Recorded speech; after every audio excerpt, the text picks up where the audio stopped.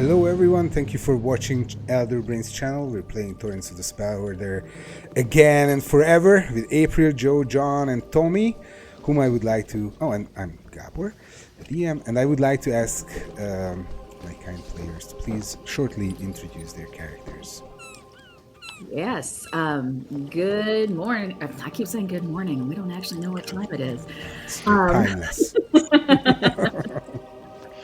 I'm playing Mayra, Deep Scar of the Azure Abyss.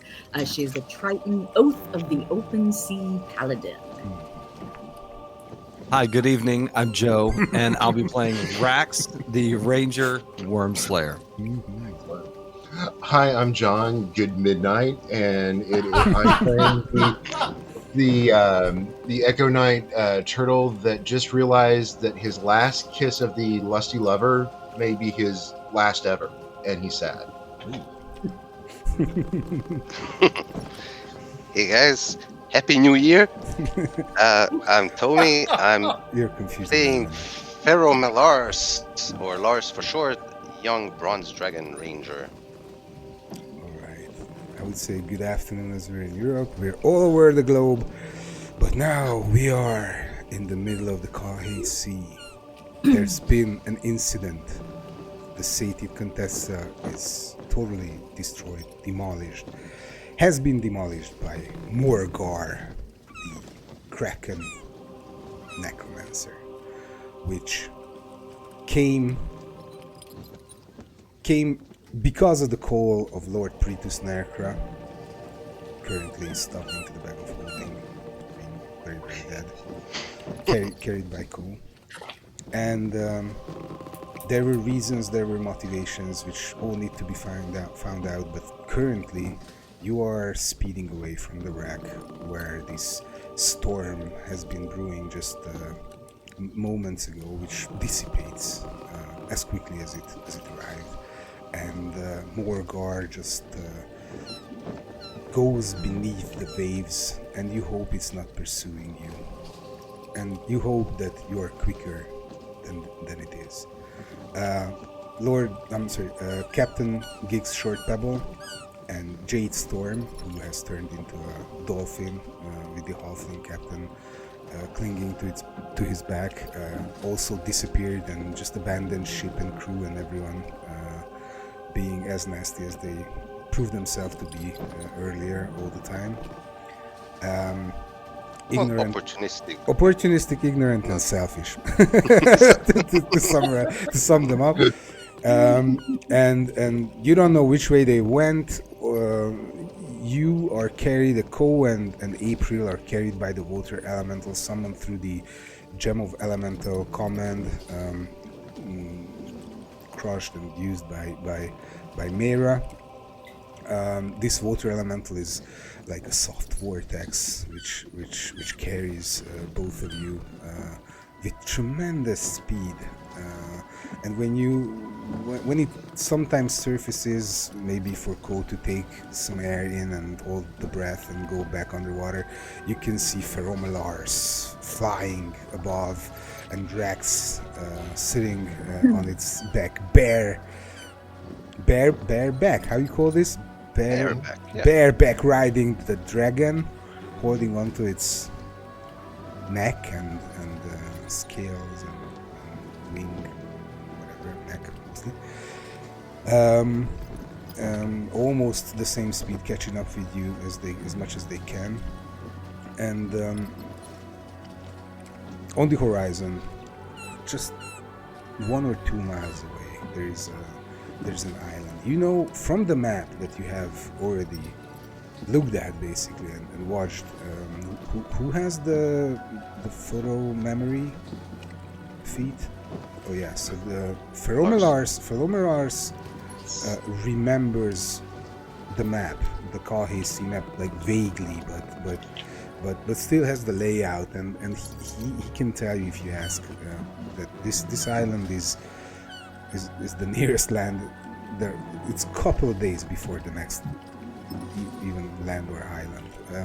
He remembers one nearby, but that's even further, days of travel further down. You also see these, if you look back, especially from that hate that you're traveling with. I guess Drax and Philomeros will decide what hate you're traveling at, but certainly you have a much better view of the sea than the ones below. You can see the wreckage, which I beautifully illustrated here, but I will take it away. Probably you're leaving, or you can of course go back. I will give you the mic in a sec. It's just that the sun is blazing. It's really hot. It's a subtropical environment, and it's really hot, really blazing sun, and the water is calm, as if nothing ever happened here. But really strong currents. Before. Well, strong currents you can currently feel from the air, or just being in the water. Ones in the water, I'm saying. Yeah, well, we'll check on the map. The currents are marked on the map. We'll see. So it's very soft wind and very calm sea, and you just you have these memories of Father Volnir's face melting away by the necrotic energies Morgar blasted you with, or the screams of the sailors as they've been hit by lightning and being harpooned by the undead marrow that followed Morgar around. And I give you word. What do you guys do? You said there's an island close by? You can see from the air, it's lush green. It's stretching. You don't know how it's not like super big. It's a couple of miles across. Okay, it's yeah. It's a mile away, then a couple of miles. I think seeing the island, Rax reaches into his sack with one arm, pulls out his last apple, goes to take a bite. It flies out of his hand behind him. He just kind of shouts out into the wind as they're flying because now he's out of apples. What about that? Do we go there? How's that look? Does that look good to you? What is that place? Pointing down at it. I see crystal clear, white sandy beaches, Right. thick jungle. Let's do that. Yep, that's the play. There was some information you heard when Gix wanted to maroon Kalu and Gwilas for because he was undecisive. He didn't want to kill him or anything like that. He wanted to just get rid of him, and he was saying that he's gonna drop him off with his gear and all, and with whomever wants to join on Kirakku Island, which is the nearest island, which is inhabited by minotaurs.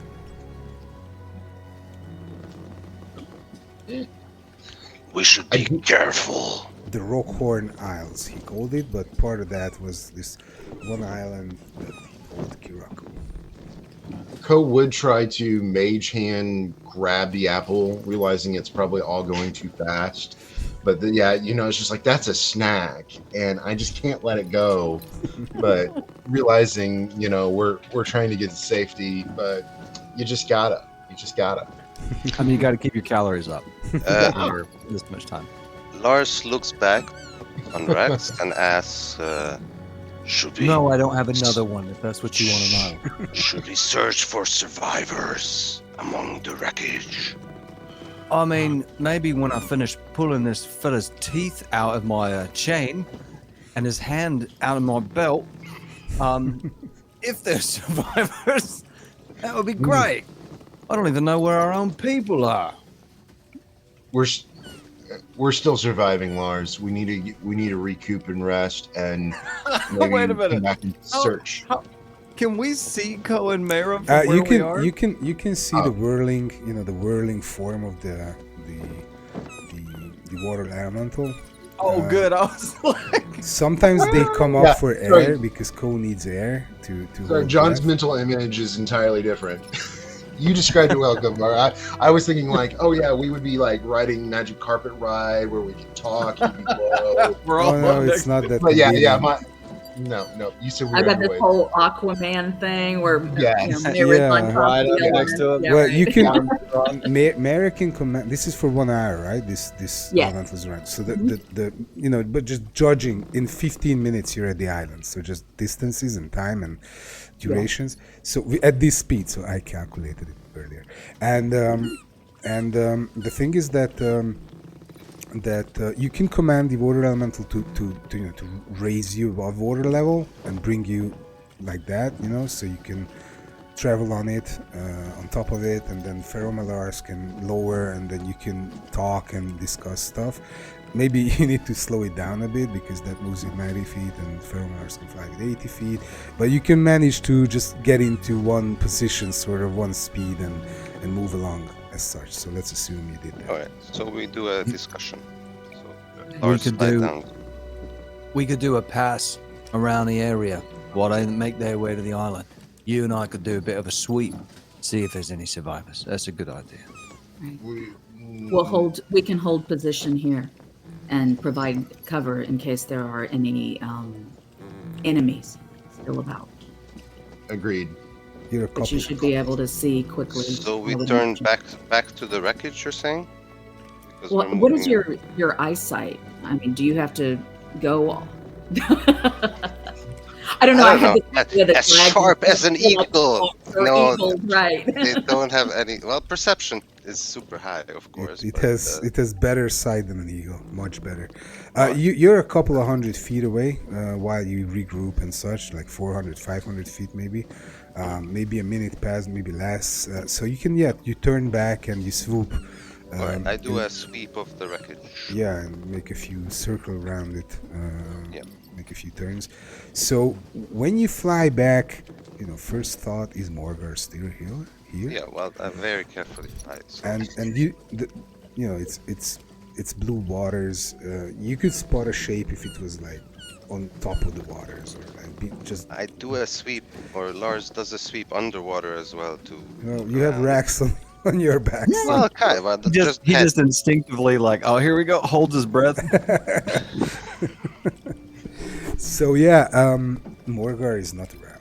You don't see the dark shape of its colossal gargantuan body in the water from above. The beast is gone. You see an absolute, a huge area covered by wreckage and these planks and ropes and some barrels, as you can see on the image here, similar. I would like to ask you to please roll a perception check and roll a d100 die, and please add these values and let me know the result, please. That's for everybody. No, for the two of them who went back. Oh, Oh, okay. for the two of us. Okay. Perception and a percentile. Mm-hmm. All right. That's 95. 95. All right. Anything higher from your side? I totally did that wrong. Hold on, perception, and then 1 and 2. Why does it give me 2? Oh, because it's automatically adding percentile. Okay, I got you. Just let me know. if 80. it's higher. Okay. So you fly over this in a couple of circles, and you see. I give you a list of what you see, okay? And you can pick what you want. Unfortunately, you don't see survivors. You see dead bodies floating in the water. You can recognize Solara or other,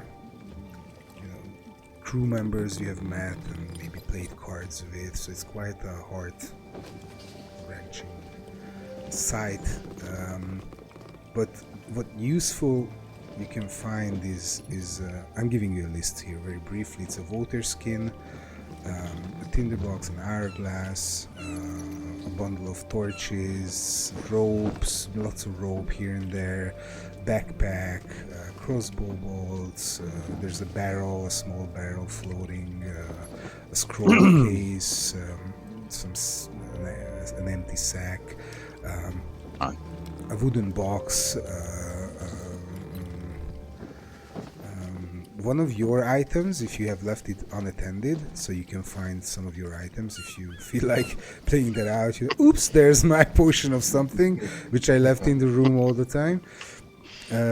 There's a sparkling little potion floating away.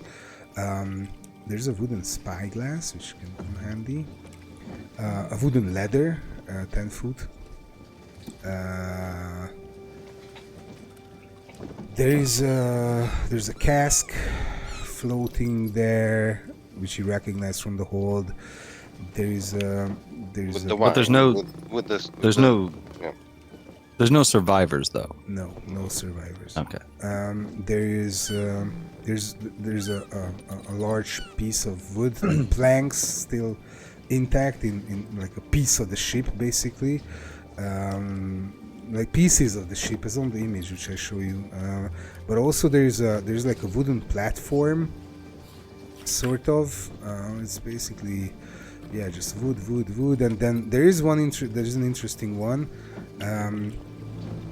You can see, you have been to Gix's room, and you can see the floorboard from Gix's room with his treasure chest actually nailed to it or screwed to it, like detached of course from the ship, just floating around, you know. Lars goes straight for that one. Horde. Okay, so this is a platform that could fit 4 medium-sized creatures, so probably like 10 by 10. There's this chest screwed firmly in the middle of it. It's broken off from the ship, of course, screwed to the planks. There's this chest which is which I'm gonna check in areas. I'll tell you in a moment how it looks. So the captain's chest, it's an ornate chest, masterfully crafted padlock. It's a wooden chest with iron hardening, and you can see the padlock on it being super nicely done. You know, So it would be a shame to just crunch it and. Well, it depends. You know what your purpose is. Like if you want to look into it, you need to pick it or crunch it or disintegrate it, whatever you want. All right. So Since Lars there's just no Go Go ahead. I'm so sorry. Go ahead, Lars. No, like last time, Lars would just, claw it, break it open with its claws. Make a stress athletics checks, man.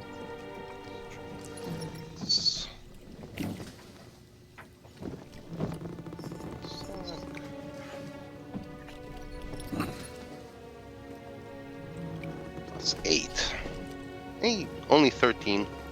Well, you grab the lock, like you put some of your claws below it and then above it, and your fingers, and you try to squeeze it, and then you Pry it open, I think. You want to pry it open, and you want to break the lock, the padlock off, and you're trying, you're doing your best, but it stays intact.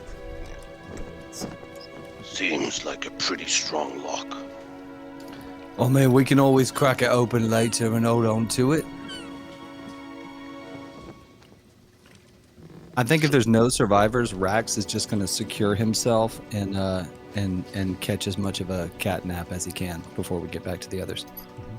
Well, you see there's this wooden plank with the chest affixed to it. It's quite heavy, but I guess you guys are strong enough to carry it off, especially with enhanced ability, which now you can cast.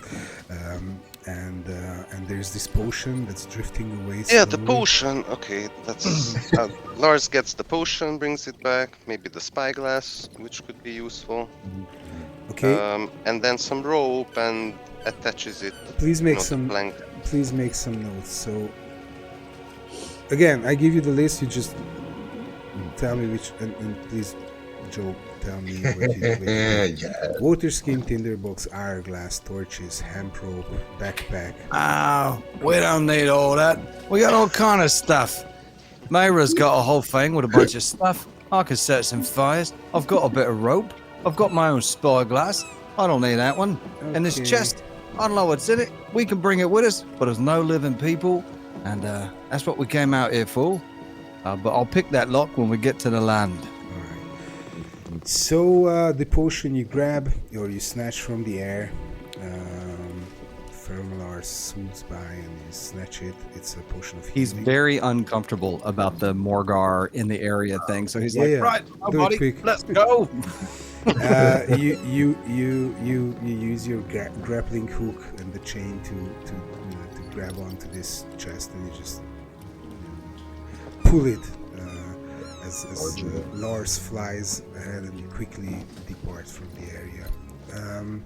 I would like to note that identifying an item is a short rest, so you need to attune to it. There's no need for magic, detect magic or identify spell. You can do it by just focusing on the item. This is also relevant for the shell relic that you have. For the potion, I just told you it's a potion of healing, but it will take a short rest to know that. And yeah, let's follow this road. So you go back. To the others. Yeah. Mary and Co. half covered in half engulfed in the water elemental. Yeah. To land? Hi. No. Go ahead and direct the elemental toward the island and start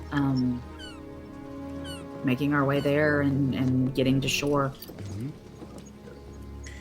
All right, so it's about 10 or a few more minutes at this speed, and you arrive to a sandy beach.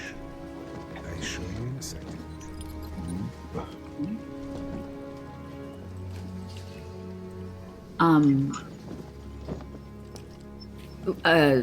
Lars is flying in with Rax. You're keeping pace with us. Yeah, keeping pace, flying, I don't know, 10, 15 feet above the water.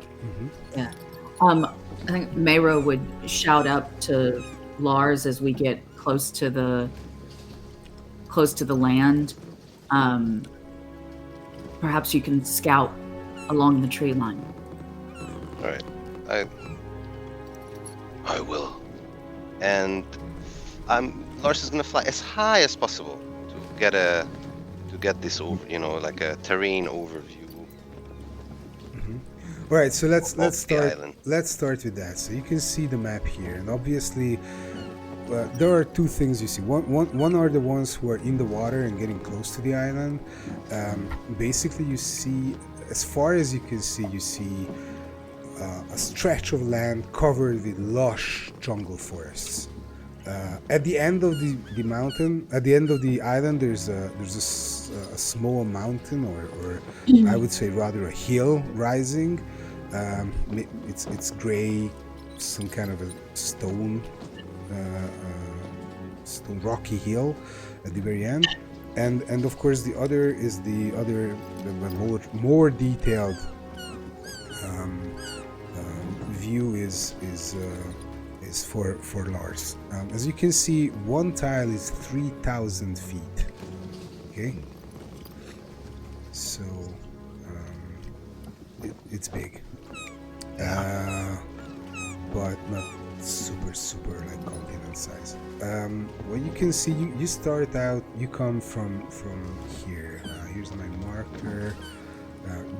You arrive somewhere here. Okay, you will touch land here, and as you fly by the coast here, it takes some time. So, But I don't. Doesn't fly. Just goes elevation. See as much of it as possible. And landmarks. So you go like, landmarks and terrain. Not like a flyover. Okay. It would take So it would take too much time. That's what I'm saying. So what happens is you fly above. You can see the layout. You can see these several small islands. You can see this inner area where there are these little, very small pieces of land dotting the bay sort of the island, and the biggest landmark you can see is the rocky hill at the end. So you touchland here. I'm going to put a marker here. I think it's in the bay, actually. Am I- How do I bring up a marker like it's never easy. Okay, I give you the word. Please. I will describe in a moment. I'm just looking for a marker to show your group. Tommy, if you can help, please do so. I'm not finding these markers now. That's you. Yeah. Don't see the image management. Okay, I will use one of you. Let's say Lars. Lars, you've grown so big. One sec. Kaiju size. Smaller. I found it if you want one. Yeah, please drop one. Can you drop one or? Yeah, one second.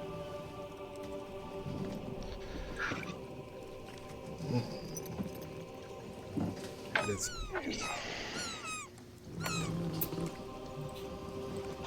Co would definitely just be quiet because, it's just like, okay, it's survival, it's getting to a safe spot. There's no real reason for anything till we know we don't have to fight. I think once he sees, like, the trees, his first thing would be, like, scanning to see if there's fruit, to see food, food. and not much Very more concerned important. with that. I'm just frustrated that didn't go well, and he knew it would probably not go well, but just not win. Okay, so you arrive to the shore. It's a beautiful, lush jungle.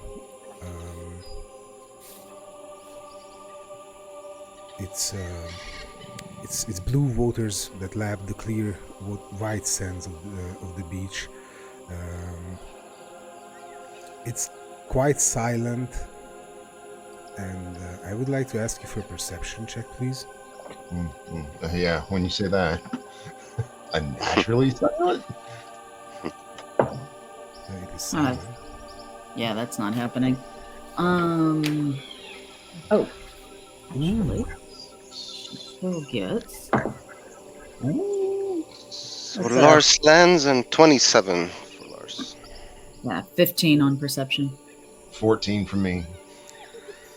So, you look around and it's a sandy beach, and please zoom in on the map. I think it's better for you as well to enjoy it in parts, not in total, as I'm showing to our kind viewers.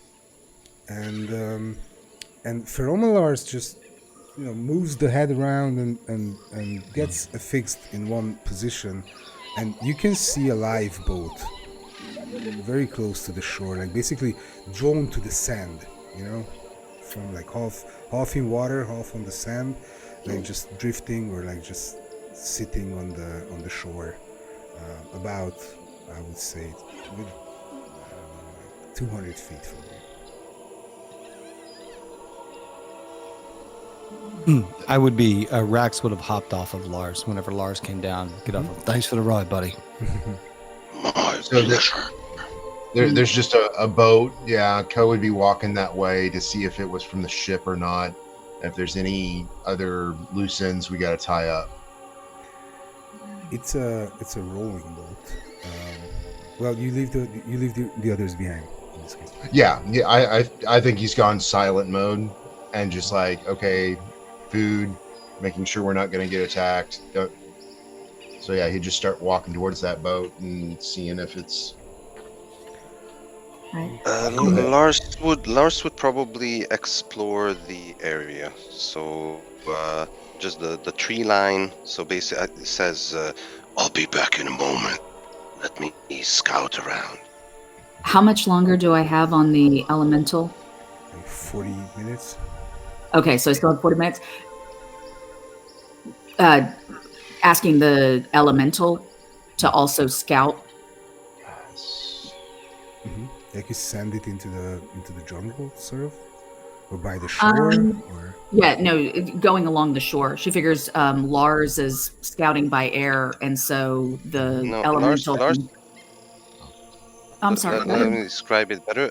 Lars goes into full kind of predator mode, like a natural animal, like More force. sniffing and going on the tree line, coastal area into the jungle, basically tracking, see if if he sees any markings, and coastal environment is natural terrain, basically. So stealth at normal speed, so kind of hiding and Like a big cat. like a beast, like a big cat. Yeah, just looking around, more in the jungle than on the water line.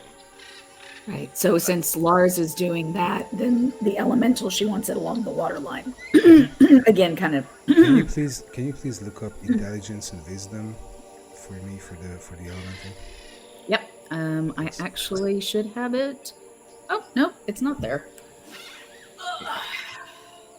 And look at the beautiful library in the back. Look at all those beautiful books you can buy, including 2 by Elderbrain. So you go just flip, go closer in the sand. This muddy, not muddy but watery sand. You just move on the shore and walk towards this lifeboat or this boat, and you can see it's a lifeboat. There's this, okay, what's the name of that you can throw out so that people can grab onto it? Life preservers. Yeah, like one life preserver on the side. And as you walk, like you're 60 feet away, you can easily, maybe 100 feet away, you can easily see there's a battle axe in the sand, like half buried in the sand next to it. And as you move like 30 feet closer, you can see blood next to the battle axe.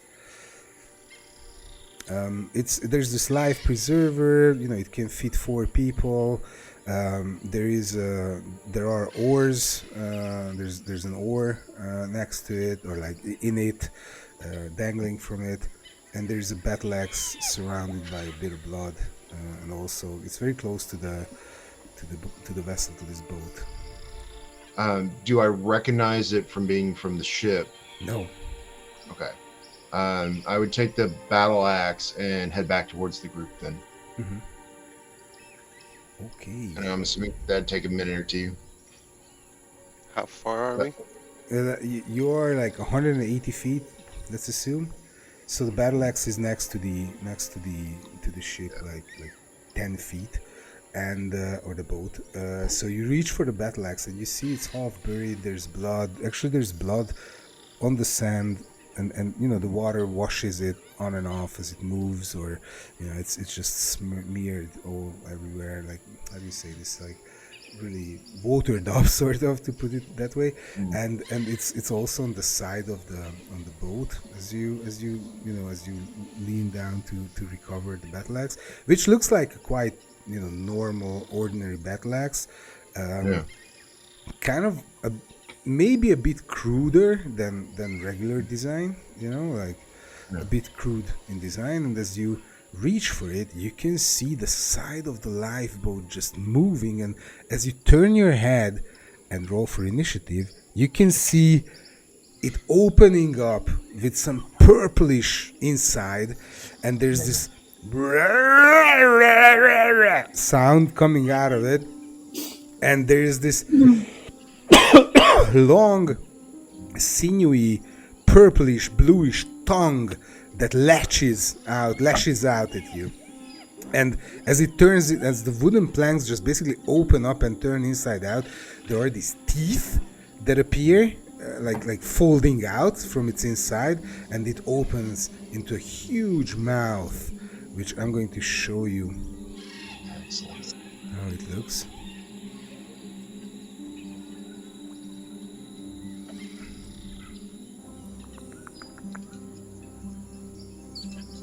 Oh, the suspense. I drop it in the middle. Nice. And then you realize this is a lifeboat mimic. and it Yeah. just lashes out at you with its. That's good stuff. Is it a Seven. surprise round, by the way? You are And Ko's just there by himself, right? Yeah. yes, Yeah. 180 That's what- feet. that's what I thought. Ko's upset. He's meditative. I'm gonna walk and investigate. So you, Having the time of my life, just sitting there, like, oh, I wonder what this piece of fruit is. Oh, On delicious. Geeks' chest. oh, we will come back to Gix's chest in a moment. So you are surprised. That means you have the surprise condition. Surprised condition. I means have you- alert. Oh, and you cannot be surprised. Nice. Nice. So it kind of tries to pseudopod lick you and take you by surprise, but you are cool and you are not easily surprised. And you turn and ready a shield and roll for initiative, please. I'm going to do the same. Yeah. So the water elemental is there with Ko. No, the water elemental went different way. Just scouting and it is quite quick, so it just speeds Like up. just blasted past him. Okay. We're just kicking went back. went the other way. Just Ko went north, it went south, and then Feromar That makes into sense. the jungle. In the middle. Okay. That was my mental map too. Like Ko's wanting to be off by himself almost, but still wanting to be useful and helpful. 7 on my initiative. I will see what I can come up with. So this is a +1, and allow me to roll here in a second. 20. I'm going to add it. That's 12. Okay, so it starts the turn. Well, pseudopod. Pseudopod. It moves a bit, like crawls almost, like jumps a bit, as it lashes out with its pseudopod. It makes an attack roll with plus something to it. I will tell you in a moment. It has +7 on attack rolls. I'll use the red die from now on. Why not? Let me add 7 here and roll. Oof, that's AC 11. So it just, it just reaches out in your direction, sort of. Not even close, not a challenge at all. So, your turn. And it's large. It's a large size. Maybe Okay, that's what you're gonna say. pretending to be a Sure. lifeboat. I think with my, I don't have the sheet wrote well enough. I think I'd holler little help and then just attack, and we'll see if a little help was enough to let people know. Oh, I'm assuming that's a no. 11. Well, you strike at it and you just can't go through its thick leathery skin, but you feel 11. I mean, you feel you had no footing, you had no really, you had no power in this thrust. So yeah, guys, at the end of the turn, I let you at the end of the round I let you take your turns. So what do you guys do? You're 180 feet away. So did we hear? Oh, do I get my? Oh yeah, you Do I get hear my him. free? You can see, like, it's 180 feet. It's not that far. You can see this shape just opening up, and there is this growling, roaring sound, and something big purple just swings in the air, and Ko shouts, "Help! Come help me!" All 3 And that miss. makes all 3 miss. Yeah, all 3 rolls miss. All 3 rolls. Well, this took you by surprise. Eventually. Well, and he's upset. He's oh my frustrated. god! Yeah. That smack in the back of the head of that, big. You spat didn't roll spell. higher than 12. No, Ooh, no. bad start. Anyway, Mera, Rex. Tommy, Feromalar's kind of faintly, well, you have very good perception. You can hear this through the woods, you know, that, but you are more than 180 feet away, so you are like, I don't know, you went for one round, let's say, 260, 300 feet, you're into the woods, but you can hear Cole shouting for help. Alright, so Lars immediately changes direction and jumps out of the trees and flies towards the... 2 rounds, okay? Second round, so third round you can, this is round 1, third round you can attack. Joe? Alrighty. April? Start huffing my way over there. I am going to cast Expeditious Retreat on myself. So, as a bonus action on each of your turns, you can use the dash action. So her normal walking speed is 30. What? Like you run past, I guess. I just had this image of Rax is like, let's go to work. And then Lars just blows past him, sand everywhere, and here comes Mayro. Oh, I'm coming. Oh, I'm coming. Oh, it's so hot outside. Also, the wet, sandy beach, not easy to run on. Yeah. So, Yeah, 30. Expeditious Retreat, bonus action. I can take the dash action. So that means I should be able to move 90 feet per round? Yes. Okay. So in 2 rounds, you're there. In the third round, you can attack. So there's one more, and we will calculate this for Joe as well, which will take a bit longer. But then, John, you're one more round, you're on your own. So this is its turn again. And it will lash out at you with the same pseudopod attack, which is well, you both miss, so that's not a biggie. But this one is AC 18. I got 20, so we're good. All right, so you block this pseudopod tongue basically with your shield. It hits hard, like a boom on your shield, and you can feel, this is a strong tongue to say the least. It's your turn now. Boom. Oh my God! You slip on the sand. Now we're talking. And then you recover. Wait, is he on his back? No. Oh, go prone. I'm joking. Okay. I'm joking.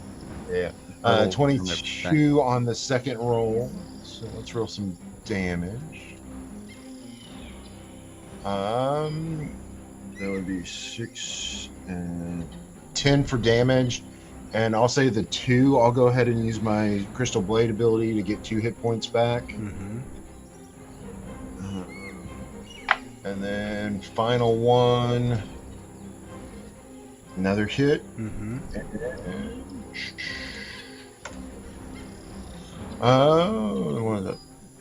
4 and another 8 points of damage.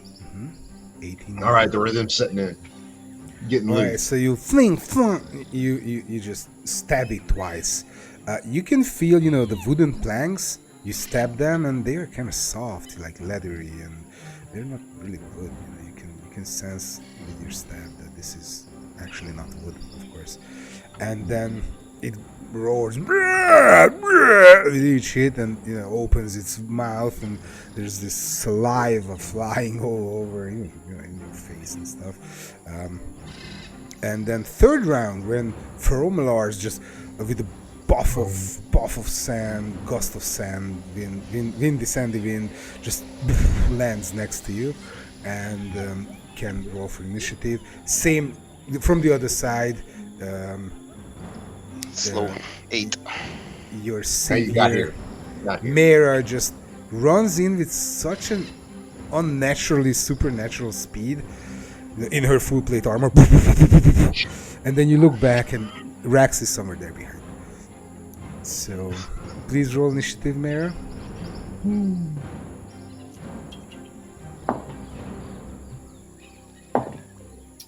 20. 20. You start the turn. This is third round. Tommy, what was your initiative again? 8. 8. And I don't want to take time with the initiative tracker, or Tommy, you can put them down if you want. So I'll just make note. Just make a note. I think it was 12 for the Mimic, and John, you were lower than that. 18 for them. I don't know. I'm sorry. Yeah, I was a lot lower. Yeah. The suited probably went first. April.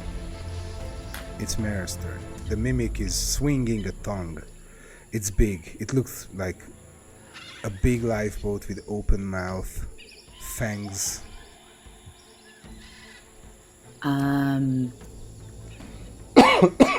Joe, you were muted. I'm muted. That's right. No, No, I yeah. am, so that I don't talk over. Oh. We are not going to do that because we do not want to alert the entire. Mayra is feeling the same probably frustration as Ko. So as she gets close, let's see. Let me make sure I'm not misusing this here.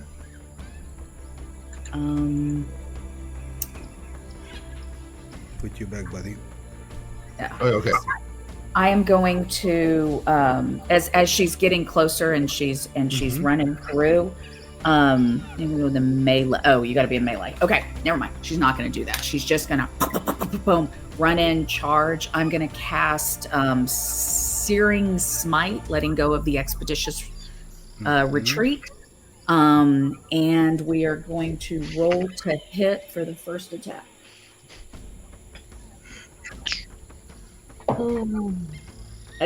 That's an ace. That's AC 16. That's a hit. Okay, So great. trident pierces through its leathery skin, actually into the mouthpiece sort of part. 26. Okay, so this is gonna then do 1d6. So it's gonna do 5 points of piercing damage, 1 point of lightning damage, and then with the Searing Smite, it's going to do. Wow, I'm rolling it up here. 1? You're right, exactly. 2. 2. 2 points of fire damage. It ignites in flames, and at the start of its turn, until the spell ends, which is up to 1 minute, it has to make a Constitution saving throw. And on a fail, it'll continue to take 1d6 fire damage. At the start of its turn, right? Yes. All So right. that was- This is a bonus action spell, right? I assume. Yes. Searing Smite is bonus action. Great. So that's the first attack, and then and then she's also going to pump a Divine Smite at. Sorry, I just lost my pencil. She's going to Divine Smite at 2nd level. Just to show some power. Yeah, just because she's like really mad. Such a flex. Well, you have to counterbalance the bad Searing Smite and the bad rolls for the And these are, electricity. and then so it's going to be 48 for the Smite. Yeah. Oh, that's 8, 14, 15 points of radiant damage with the Smite, and then second attack. Second attack is going to be AC 21. Perfect hit. This cries out in pain, this creature. And 5 points of piercing. that's something. 1 point of lightning. Nice. And then she's going to throw another 2nd level smite into it. Keep trash. Yep, that was my last 2nd level. I got 1 first level spell slot.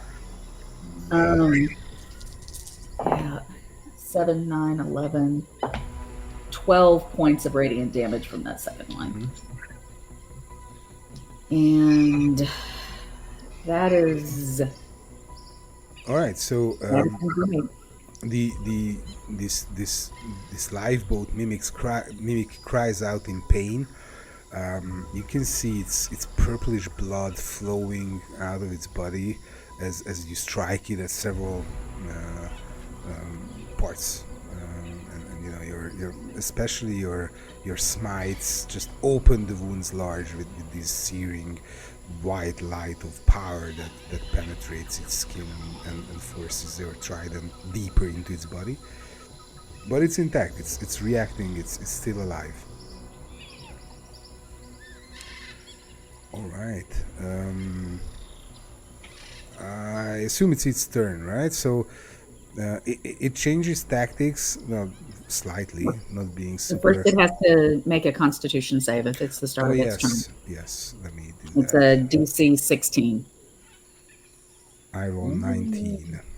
Okay, the spell ends. Okay, so the light it just leaks off the flames, and the flames are gone.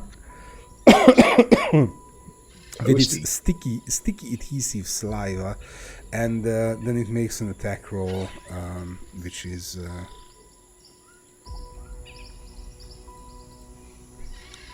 it turned from natural 20 to 2.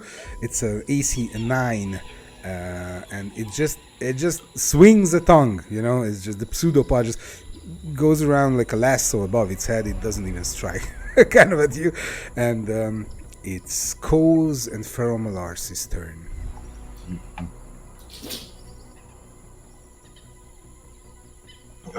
Me first or Lars? Go ahead, John. Okay. I'm gonna take the sword and keep on sticking it. Mm-hmm. Oh yes, it feels good. What was that? I missed that. Natural 20. Nice. Okay, so Yeah.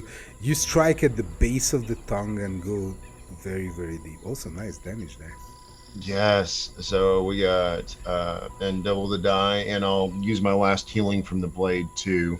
So 10 and 18 and so 22 points of damage, Ooh, and I'll that's powerful hit. and I'll take the 8 healing to use the last of my healing from my crystal blade. And Code's starting to feel good now, getting a little juice back in him, a little bit of smile on his face. And we'll hit him 2 more times. Wait, what was the damage again? 22, Oh, right? 22, Right, yes. yeah. It's almost dead, so it's like serious wound. Okay. And next attack is 20 to hit. That's a hit. Beautiful. 9 Nice. and Now 13. you're at it. 13 more hit points of damage. Give one more strike and it's down. Yes. You hit it with. And that'll hit. Nice. And that's another 9 plus 13 hit points. All right. So what happens is you start out with a perfect critical hit. Like your crystal sword is going hilt deep into its body, and then you are empowered by your success. And of course, the crystal blade just heals you up, and then invigorated. That's the word, right? Invigorated by this first strike, you just strike twice, and they are both with tremendous power, and the beast doesn't even have time to roar itself into death. It just stops in half in middle of the roar, and the tongue just flaps on the sand, and the mouth just shuts on its own tongue, pseudopod tongue, and it stays motionless. And that's when Rex arrives. Right. Time to go to. Oh, dang it. But I'll be a troll's toenail. You already killed it. What is that? Some kind of mimic. And I think he would take his sword and just a little frustration still there, even though the form clicked, and like he just another mimic. And turning away, Ko would say, "I'm sorry, guys. I should have waited." No, well, now we don't have to worry about this rowboat sneaking up on us in the middle of the night. That's true.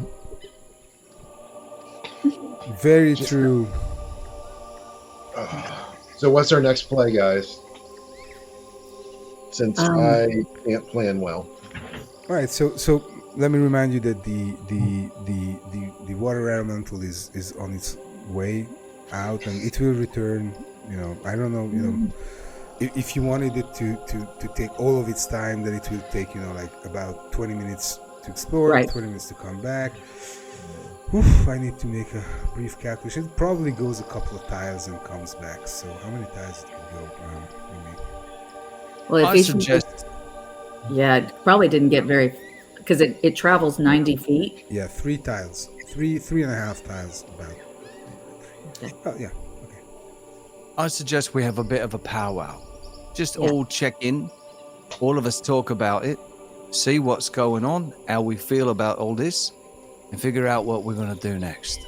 Just a bit of a chat. And Ko would just plop down right then and there.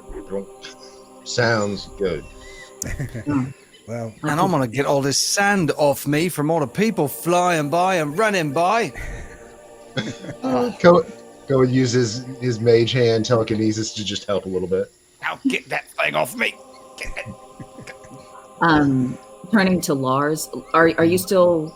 No, you're there. That's right, because you came back to join the combat. Lars came join the combat. Preparing, you saw that he was taking a big breath, and lightning started to sparkle in his maw, but then let it go when it saw that slain. But still looking around. So Lars is keeping even though you're speaking there under him, you can see looking at the tree line and the jungle, kind of expectant. Right. So talking a For little any louder. movement. Right. Talking a little louder to make sure that Lars can be included in hearing the.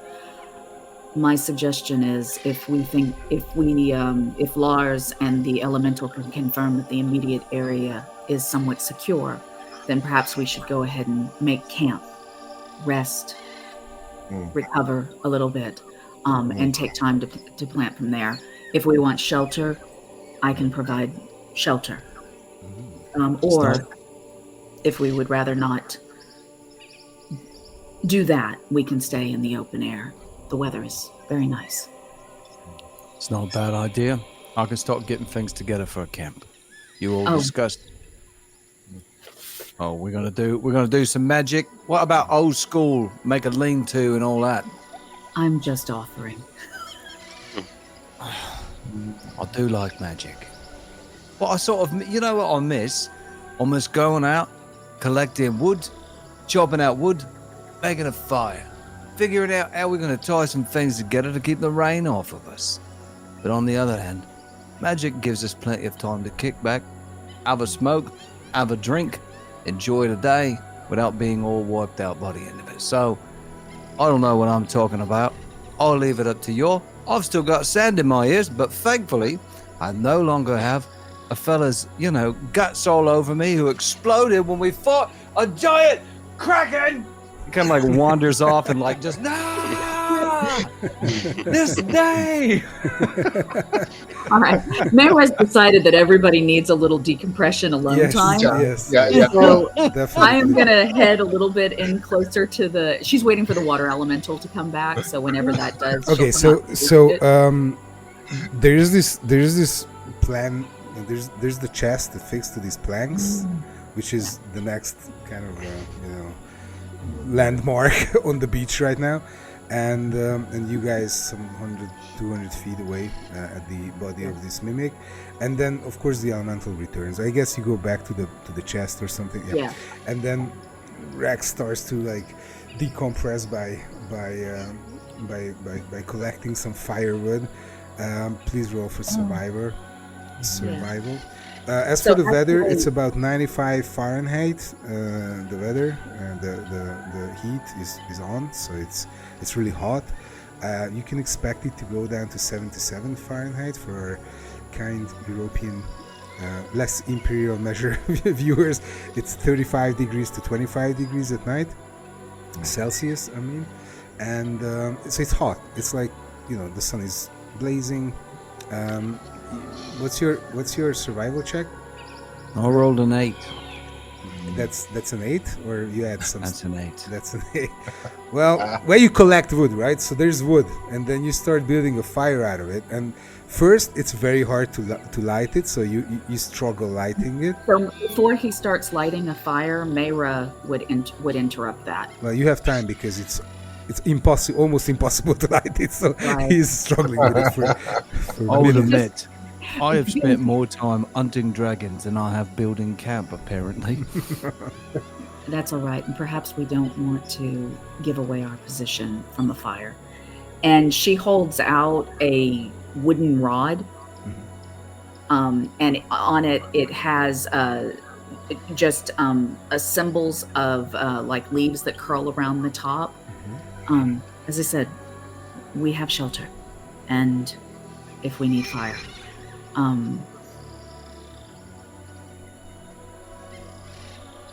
Well, let's see it. Everybody's waiting for Well, you. he was just mainly stopping him so that he doesn't start lighting a fire and send it so that, you know. The rod, what she will do is, I do want to make sure that she has a moment to talk with the elemental. Okay, so the elemental returns in 20 minutes actually. I'm sorry, in 40 minutes. It takes some time for it to return. But you just sit down and you can take. I mean, there's no rush. Yeah. Well, while she's waiting for it, she can go ahead and pull out the rod. Sure. And she tells the group, just to make sure that they're in agreement with it, it will make a shelter, just a tent. And she looks up at Lars. Not big enough for you, but certainly enough space for us. And I would suggest we put it closer to the tree line so it's somewhat sheltered and not out here and open on the beach. We'll be safe there, and we can rest. So unless anybody opposes that, I don't think they do. You guys can roll another survival check to find a good camping spot, or like a good spot to rag this magical tent. That's not it. I rolled an 18. That's good. 20 for Lars. All right, so you agree on a spot with Mare. This would be good. All right, yeah, of course. Yeah. And it's under the shades, and it's quite the undergrowth is not too big and all that. And Help me with the plank. We should drag the chest into the tent as well, or closer to it. All right. All right, so you drag it there, and what does the rod do? What's the rod? So with it creates, it expands, and it creates a 5-foot square opaque tent. So outside it's only 5 foot, with an entrance large enough for medium or smaller creatures to go inside. Inside, it's an extra dimensional dwelling. Oh, nice. It's 15 by 10 feet. It's 15 feet all around, and then it's 10 feet tall. Anyway, there's a campfire in there. Doesn't require oxygen or anything. It lasts for 12 hours.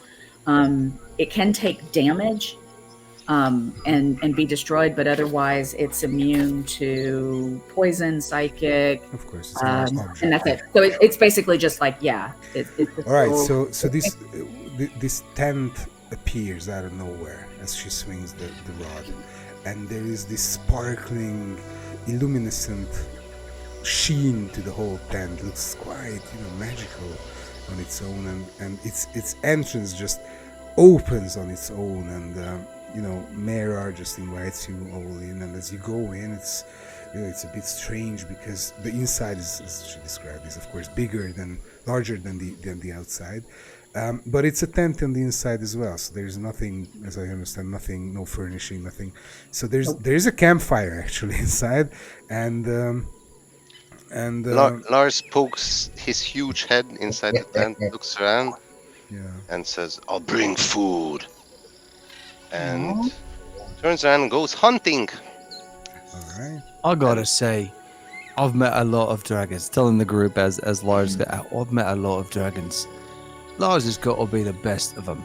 I'll tell you what, all kinds of dragons, all kinds of attitude. Lars is like, what we do for the group? How do we do this? We got this. What a good fella. I'll tell you what. He's all He's right. my- By the way, Co, I saw that last hit you got on that rowboat. Very nice. Thank you for the compliment. I don't like any of this. This is No. not right. Not right at all. Now we're stuck on this island with these minotaurs. You know the problem with minotaurs is they're No, all what is- bullies. They're all bullies. Oh. Oh. I'm sorry. That's, So when you hear this joke, you step outside to just grab some fresh air. Mera, and the water elemental returns, and in its primitive Aquan language. What was the intelligence and wisdom again? its intelligence is a 5, Okay, it says all clear. and the wisdom is a 10. All very clear. All right. Then And then it Mayra, dissipates. Whoosh. right before it dissipates in response, Mayra, can she say something, or does she have time? Okay. Yeah, of course. Would give a bow, a nod of acknowledgement, and say, thank you for answering the call. May you rise and crest from strength to strength. Beautiful. Well, it swirls in a vortex, as in form of a kind of a thank you and farewell combined, and it just returns to the sea, and it's gone into the sea. Always good to be nice to the elementals. The elementals. I really didn't want to take that opportunity away from you, and very nice. Thank you. Nicely done. So yeah, it's the tent, and the fire is real, right? So it's like not illusion and stuff. You can cook a meal on it and stuff, right? Yeah. Yes. Let's see Yeah, hunting. Hunting. So Lars can actually forage twice as much food as normal on a coastal environment, and improve tracking and stealth at normal speed. So just going, staying on the coast, looking for some. Roll some prey. survival check, please. Sure.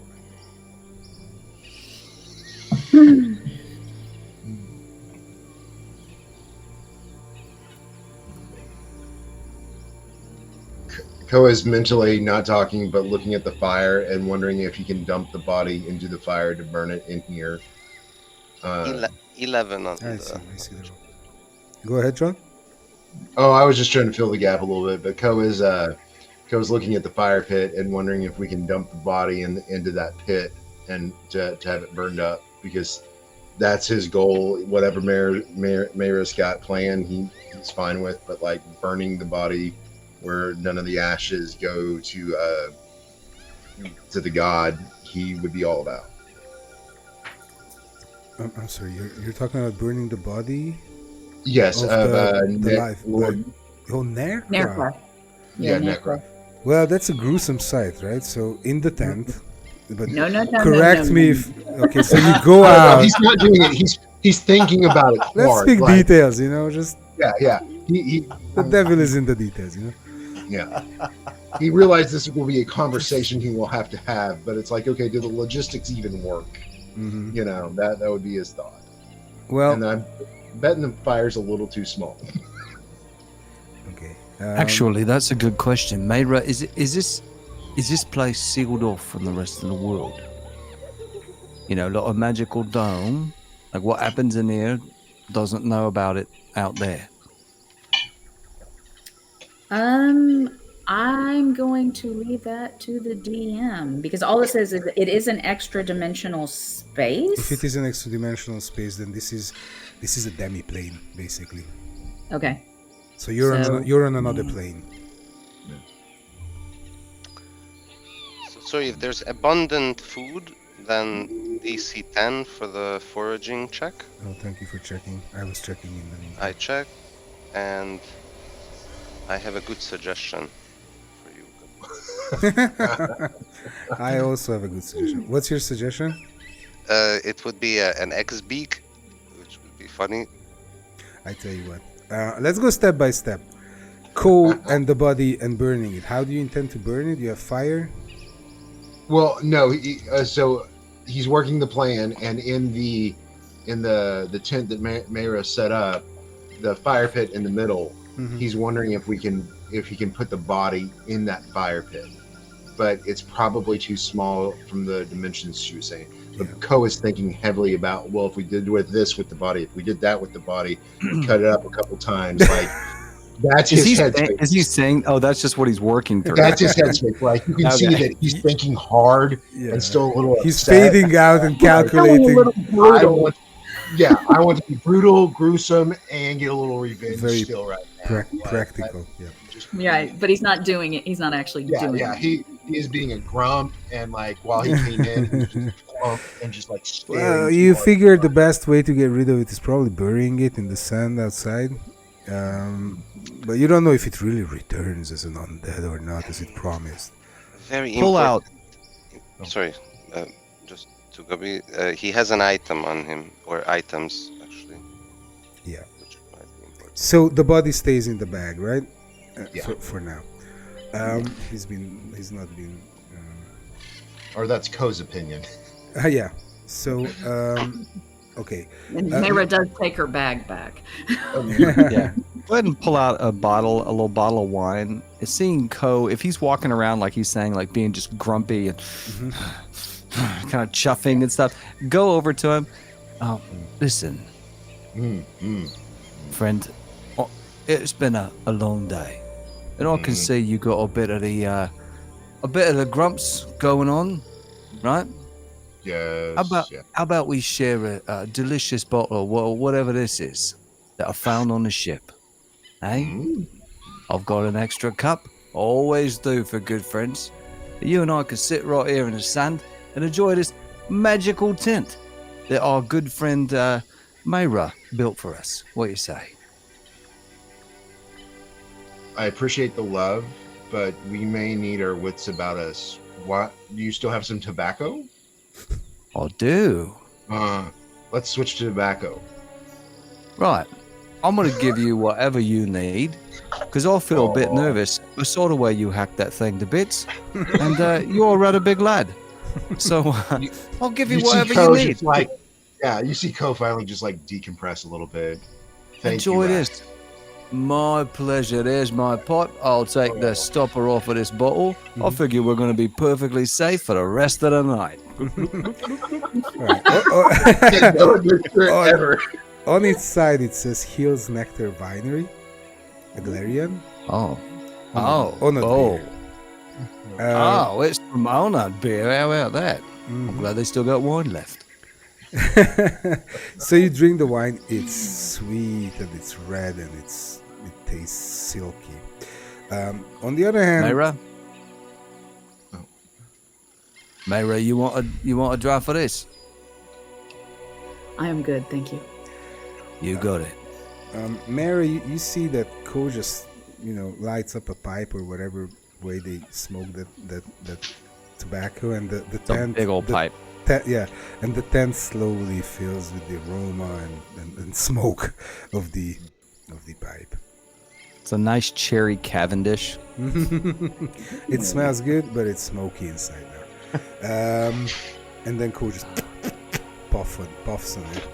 And then Feromilars returns. Well, actually, you did like below expectations. So what you bring is barely enough for two, or probably yourself alone as a large creature. I can gather double the food. That's why it's enough for two medium-sized creatures. So, You rolled 11, mate. It's a DC 10, Gabi. It's not. A DC 10. It's well, there's 4 of you. Yeah. You should have rolled higher to get 4. Food enough for 4. So you return with I don't know, with give me 2 small animals or two animals that fit, like 2 chicken-sized animals that you guys can eat, but it's not gonna be enough for all 4 of you. I'm happy to not take my portion because I'm having grapes. I was just saying, and Mayra pulls out rations. I have 10 days worth of rations for one person. So for the three of us, I'm sure Lars. So Lars can keep Mayra offers up, you can keep the fresh meat, and we have rations for at least if that will last a couple of days for the three of us. All right. So And I will mark off 3 days of rations to cover off. Yes, I think please. Co would want to take just a little bit of the meat just to spice up the rations just a little bit, but just a little bit of flavor. Well, you need to cook it, but I guess Feromalars just gulps it in fresh and raw. So, Just a cloud of feathers. yeah, like 2 fat birds disappear very quickly especially after this busy day. But that's outside. So if you go out of the tent, there's a bit of blood and some feathers outside. And Co gets a leg and roasts it on the fire. So now it's cherry Cavendish and roast chicken leg smell inside the tent. And you just relax and you take your time. Can we talk about something? And there's the chest, there's the body in the bag. Go ahead. I didn't mean to interrupt, John. What were we saying? Would this count as a short rest? Whatever you like, guys. You can make a long rest, short rest, whatever you guys like. Okay.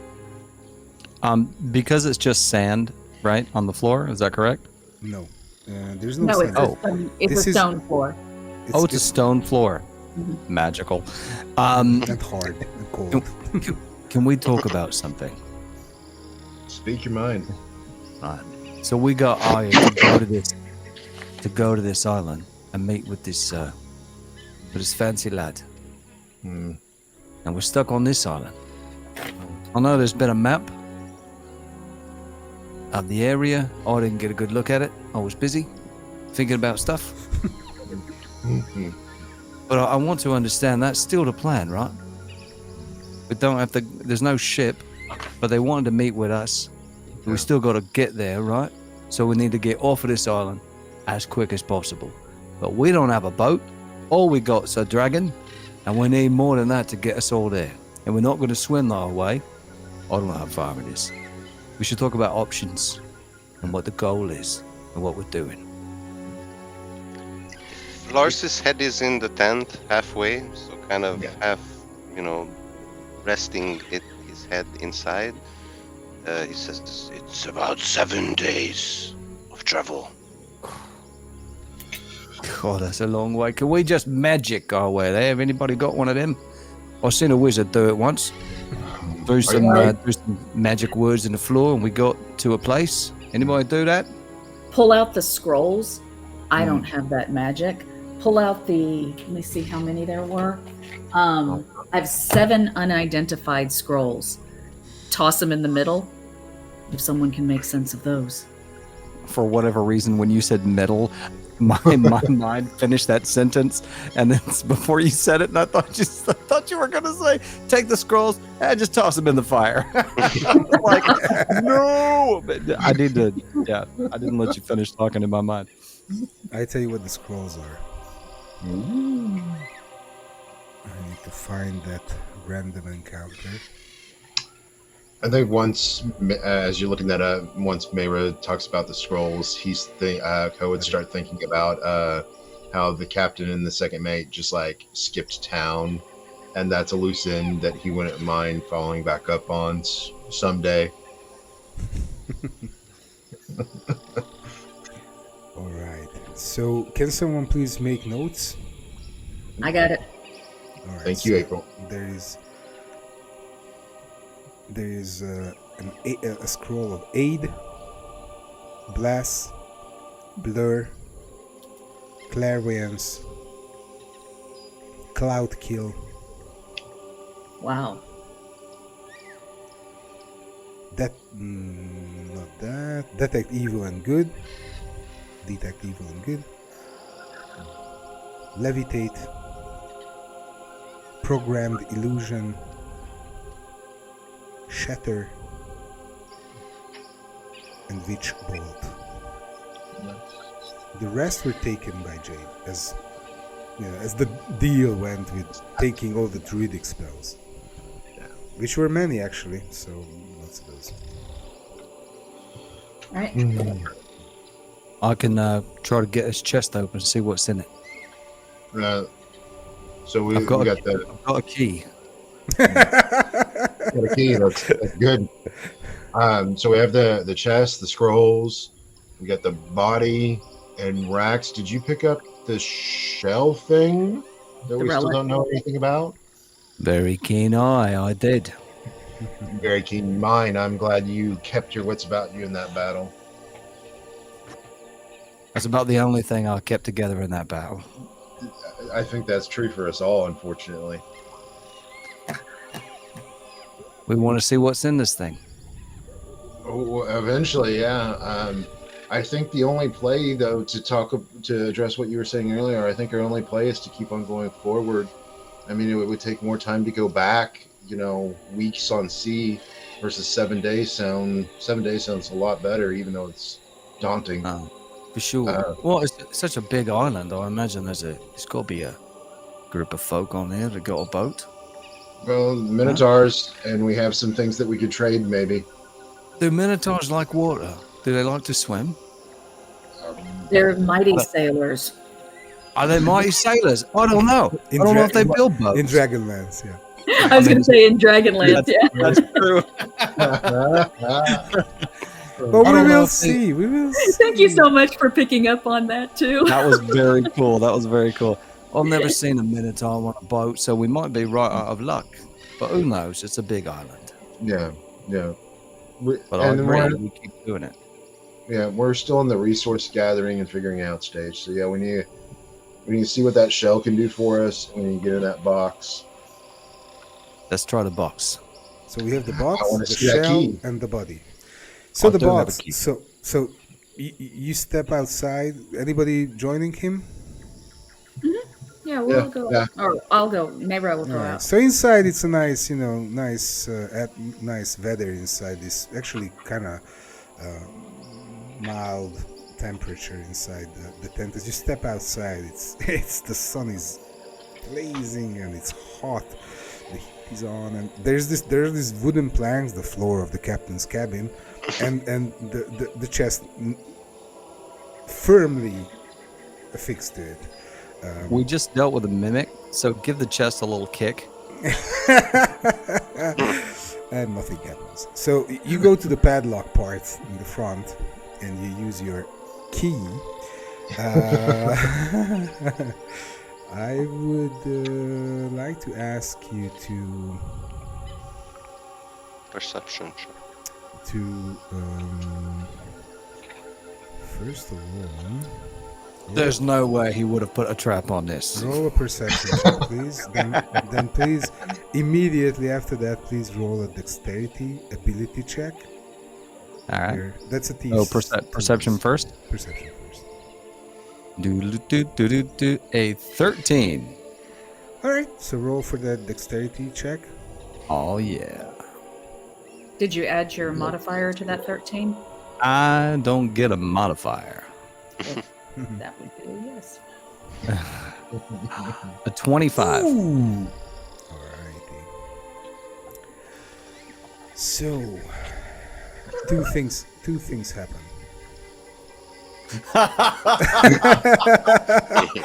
So I think it's safe. so I'm trying to describe this very, very detailed, right? So there's this padlock which looks elaborately done with beautiful wave motifs and dolphins and all that, done in iron. All of these metal parts of the metal hardening and metal bars, metal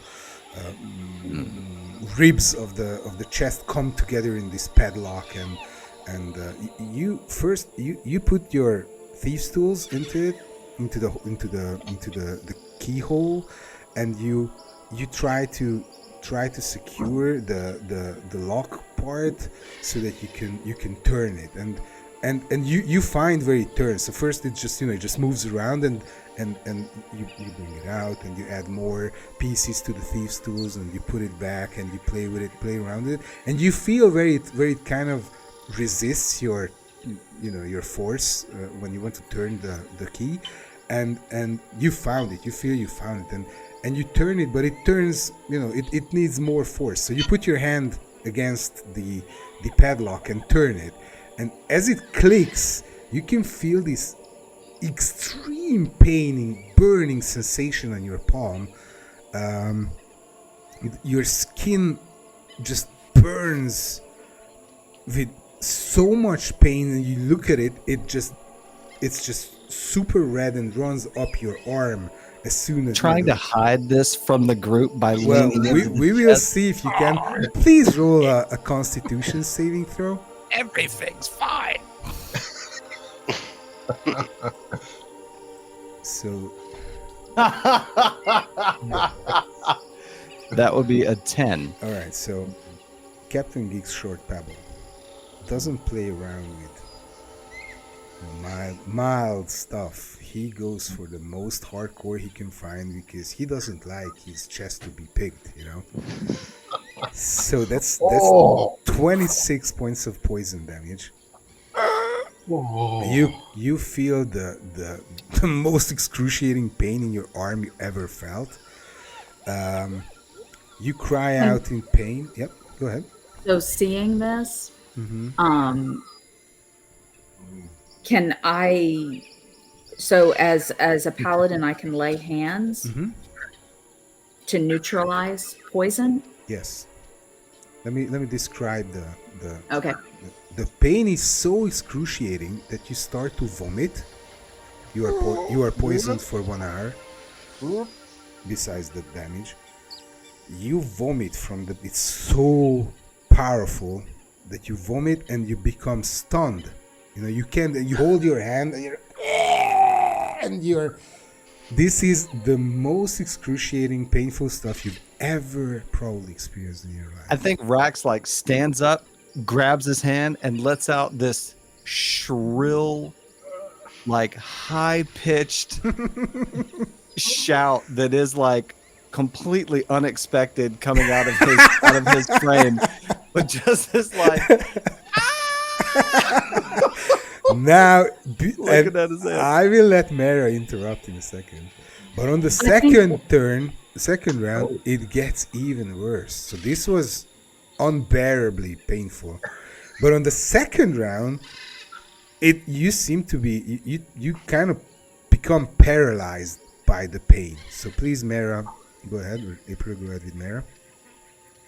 Yeah, I think so. Recognizing that he's obviously been hurt and seeing the poison start to course through him or whatever, she reaches out and clasps his hand, and I'm gonna spend 5 to neutralize the poison. That's it, right? It's neutralized. Yeah. All right. Did he take any damage, or was it just... He took damage, 26. Okay, then I'm going to also expend the last of my lay hands to 65, 75, to do 25, to heal 25 points. So there's one remaining to remind you of your error. I know, right? Maybe she should have let him feel this a little bit more. Yeah. I would like to add that this is a deadly poison. We will go into that in more detail, but Rax has felt that he could have easily died from this, stopping your heart and dying. Okay. I would like to touch it. Lars would like to maybe smell the ahead, thing. Go ahead, Joe. I felt the touch of the abyss, but I did have a key. Oh my hand! Oh, Mayra, thanks for saving my life. I don't know where I'd be without you. Oh, I'm gonna go stick this in something. Oh, that stings. Oh, that stings. You all can open it. The pain is gone immediately as her healing touches you. So that's like Oh, I it's feel great. amazing. Let's go do push-ups. and the damage is recovered, so you can it feels a bit itchy. That 1 point of damage, it hurts a bit, burns a bit, but nothing compared to what you had experienced before. Also, I would like to ask you to roll for a nature check. Mara, if you have rank on nature, do you? Let me check. Or you can whatever, like being a sea creature sort of, you can roll with advantage. I allow you Okay. to do so. Great. Let's roll nature. Lars is 18. It's a 14. Well, you put it together with Lars because Lars immediately recognizes this is one of the deadliest poisons ever. It's a pufferfish poison. Pufferfish. That Oh, wait a minute. Don't let Rax get a hold of that. Start licking that. that first gets you stunned Don't say and paralyzed, then unconscious, and then you die. Alright. Well, in the Soak it in some salt water. That would help That's a good idea. with the itching. Oh yeah, it's just a bit of a reminder at this point, but good gravy, I almost died. It's been a long time. Well, it's been exactly about a couple of hours since I almost died. I'm going to stick this in the sea and enjoy whatever's in there. And I don't even know about it. I'll walk out to the ocean and stick my hand in it. It does not have. Nothing bites me. Nothing bites your hand off. The sand just falls out from underneath you. I'm tired again. So within the chest, there's a ledger. When you open it up, you can see its list of all goods sold through legal and more illustrious operation. Illicit operation, both legal and illicit. It contains a lot of gemstones, 3,450 gold pieces worth of gemstones. If you want to make note of that.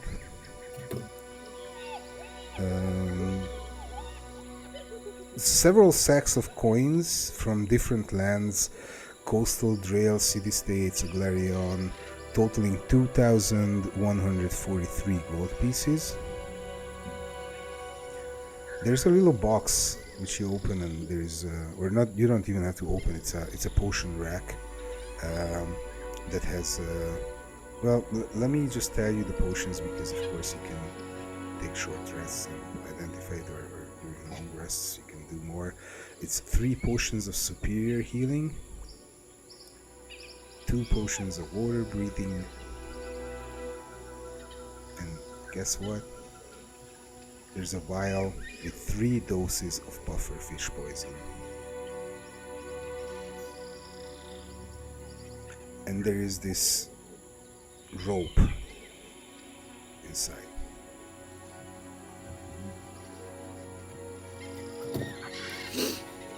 There's a rope.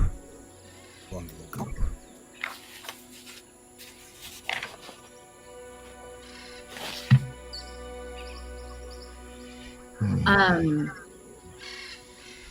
Okay. I have written. Okay. Do you have detect magic by any chance? For magic? I do not. Oh yes, I do. So you said in order to identify, we basically just have to spend a short rest, Yes. kind of looking at it. Kind of focusing on the item. Yeah. Also, Mayra has a rope of climbing. So Well, I don't know if they look. I don't know if they No. look similar, and if she would be able to go. Is No, they don't look similar. right? A rope's a rope is a rope. So all the potions are actually labeled just to make it easy for not to mix it up. But yeah, the rest you don't know. Okay. Okay, you made the notes. Yeah, cool. Co would definitely like, especially seeing this. Mayra, thank you for your connection and your blessing and your sweetheartedness to make sure we survive. It's saved us too many times, and I'm grateful, but sorry you will have to do it again and again and again. It is my honor and pleasure to be able to fight beside and help support. One of the great reasons that we work all so well together, but I had to say it. And she gives a little nod and bow. And then total sounds of appreciation. I love the clicking so much. I just want a shirt with a picture of Poe, and it just says click, click, click, click, click, click, click, click, click, click, click, like all over it. Yeah, like the Joker. Ha ha ha ha ha. It's just Yeah. I'm gonna do that. I'm gonna make that for you guys. Oh. So what's next? The chest has been opened. You kick it. It goes back. Or not. Mayra's all for resting. Yeah, knowing what these things are, spending the time meditating, healing up a little bit. It's been it. She is physically, mentally, divinely exhausted at this point. So, Divinely exhausted. literally divinely exhausted. yeah, after everything that the back and forth, even when Rax started to talk about, well, let's make plans, she was like, you know what? That's not. Problems will still be here. but yeah, I would think she's on the edge of exhaustion at this point. Right. Do you have like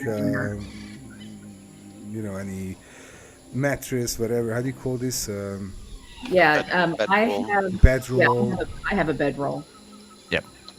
So you lay it out on the extra dimensional floor, and Feral Malars takes rest outside. Yeah, and I think even though that this is an extra, we would leave the tent flap open, and that way to make sure that you hear and have connection. Right, that we're still kind of keeping awareness. And actually, she would. Do we want to keep watch? We should. It's not a bad idea. Okay. Yeah, take some time. We'll set shifts to take watch then. All right. Well, you take turns. That's what. That's like 3 hours each. 3 hours each. Yeah.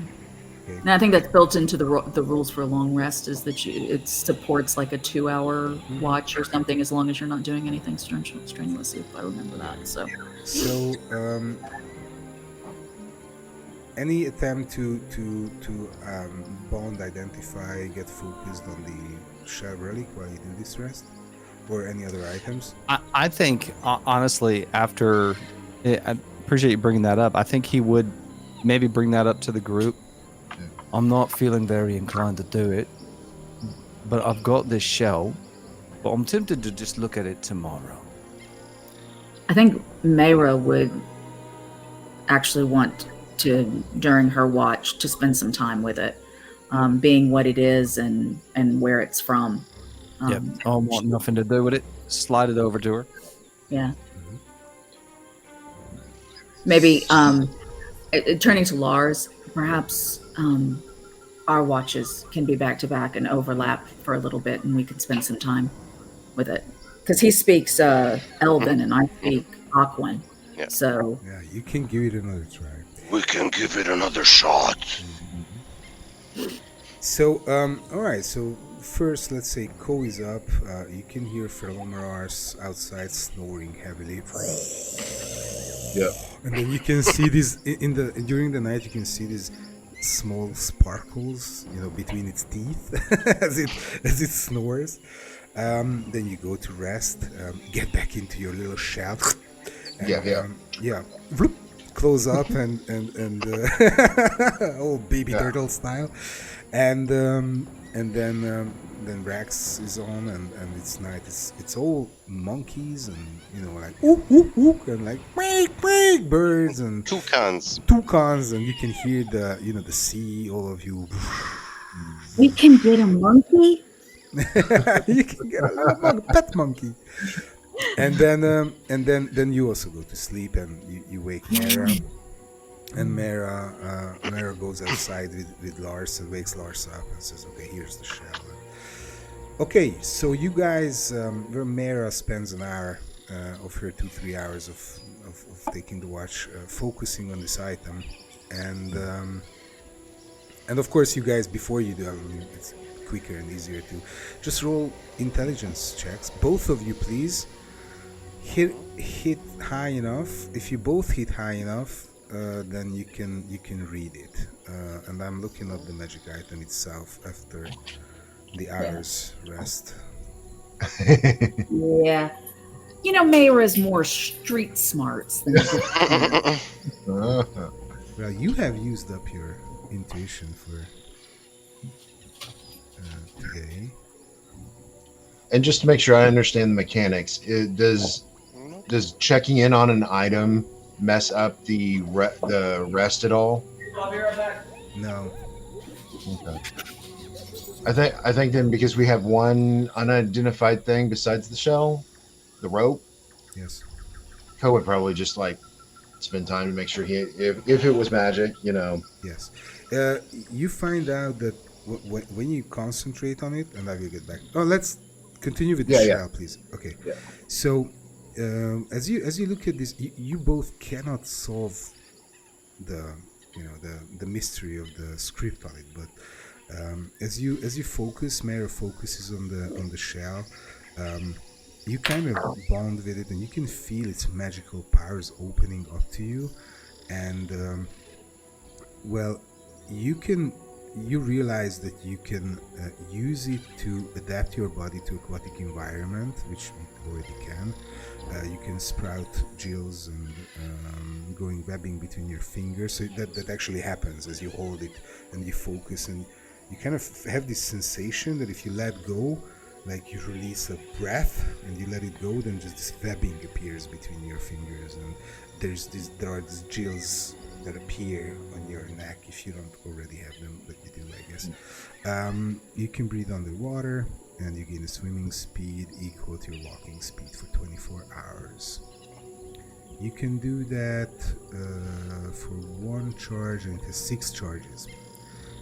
It regains D6 expended charges daily at dawn. Okay, and so it's got 6 charges, and I'm sorry. And you said, what does it get each dawn? 6 charges. D6 charges are recharged at dawn. D6 are recharged, and as an action, you can use it by expending 1 charge to gain water breathing and swimming speed equal to your walking speed for 24 hours. That's pretty good. Okay, as for the rope, you focus on it, and you can, again, the same way, feel its energies opening up for you, and as you kind of want to activate it, it just starts to swirl in the air and wrap itself around your hand, and you realize it's a rope of entanglement. Nice. Okay, as Ko, you are sleeping inside your shell, with your belongings on your body. You sleep when you dream of you have a nightmare with Lord Pritus Nerker just getting out of the bag and fighting you, like wrestling you within your own shell, and you can't escape from your own shell, and you're wrestling. And then you wake up, and it's the morning. You guys outside, Mara and Fermalars, you talk about the shell relic, and soon the others wake, and it's morning time, and I think this is where we end today's session. and I would like to ask you to briefly tell me and tell all of us, how you feel about this. What's your takeaway? How do we get off this island? How do you decide? That's important. Yes. 5 weeks one way, 7 days the other. That's right. I have a rowboat. Oh yeah. The feathered Listen, I'm a token. big. We'd have to really do something. I imagine super nice for Lars, like make him like some tremendous tribute or gift, and be like, would it be weird if we like tied a rope to your foot and like you can fly and just sort of Just pull this rowboat. Oh, I think it works. He can have all the gems from the chest to add to his hoard. We have got a plan. Boom. I think at this point Rex would be like, you can have anything I find is yours. Like, Let's grow that horn. I Lars is open appreciated to the that. poison. Lars, what? Would be open for that for sure. But it's a long trip It is long. Right. without land. What does he do at night to rest? I mean, I guess he just floats on the ocean. He's a Yeah, probably. Yeah. He's a Lars and I- total fool. Lars and I can switch. He can fly us during the day. I can sleep, and then I'll get out and swim and just tugboat y'all. That's right. That's right. Not as fast, but at least we're still moving. I gotta imagine this is great for Lars because being like didn't you say he's he's a coastal coastal dragon, so it's like we could stay right here. It's the best place to be. It's the best place.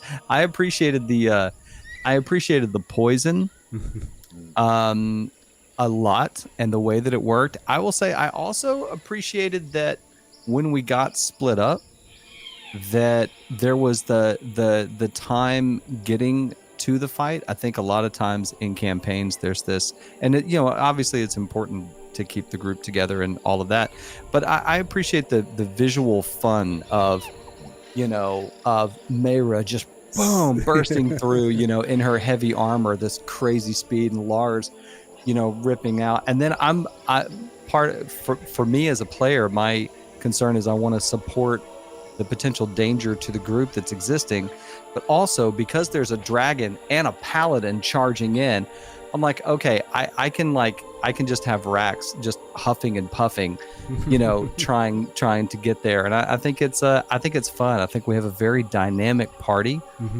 and everybody brings such unique strengths to it, and it's fun. I would totally watch this show.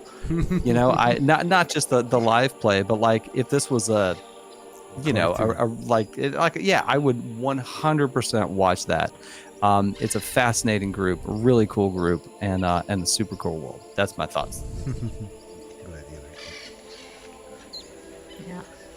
April? I like the tension and the reminders of all like normal mechanics, I think, but it's that balance between narrative and it's enjoyable of like, don't split the party. Yes, you guys are big and bad and in charge, but the world is still dangerous. Management of skills, resources is still every step. It has to be reminded. And like you gave me the beautiful cues too of maybe you want to investigate. There's blood all around. This seems a little fishy, and that was fun because like John as a player is like, oh yeah, he's setting me up, but Ko is totally in the mood for angry, walk it off.